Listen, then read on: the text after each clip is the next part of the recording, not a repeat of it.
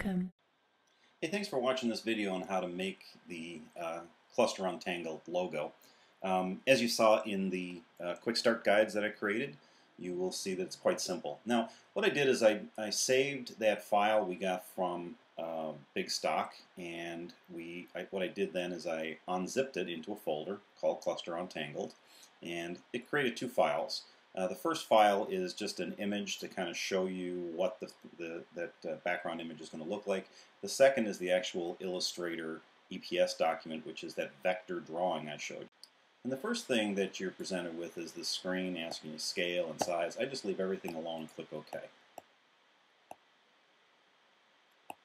Now I've got a beautiful graphic to work with, and you can see it's made up of all these little elements that you can click on. And I'm not going to get into a long explanation. I'm just going to start with moving our guy out of the way a little bit so we have room for the logos or the text itself.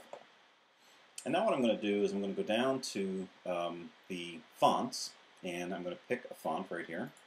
I'm going to type the word Cluster Untangled.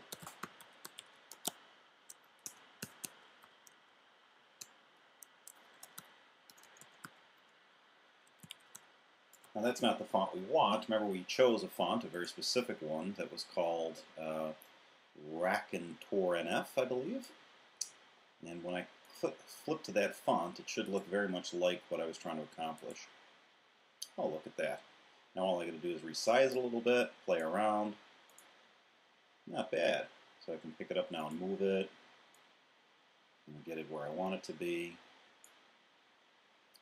And I can play for a little while. And now the next thing I want to do is just crop it down to size, because I'm going to use this as the top of a web page. And just like that, I have the finished product. Now, I played quite a bit longer with this and came up with a finished file that I call Cluster Untangled 1950. And that's what that looks like. So I played around a little bit, just resized, moved the birds around, just a couple of little things, nothing serious. But you can see how easy it was once you understand how to use Fireworks. And again, because it's got a 30-day free trial, it's really cool. So when you're all set and you want to send it off to be used on your website, you click on the Image Preview tab. That brings up this window so you can preview what it looks like and see if it makes sense. And I'm going to make sure that it's a JPEG when I'm done. JPEGs are always the best for the web. It looks much crisper when you use a JPEG. I always set it to about 80% quality. And then I click on the button Export, which is a little out of frame down here. And it just asks you where you want to put it. So I'm going to stick it in the folder where I have my Cluster Untangled site. Cluster Untangled. And I'm going to put in the logo. And then I can just click on here and save. And I'm done. Anyhow, that's a quick instruction on how to make a logo. Have a great day. Thanks.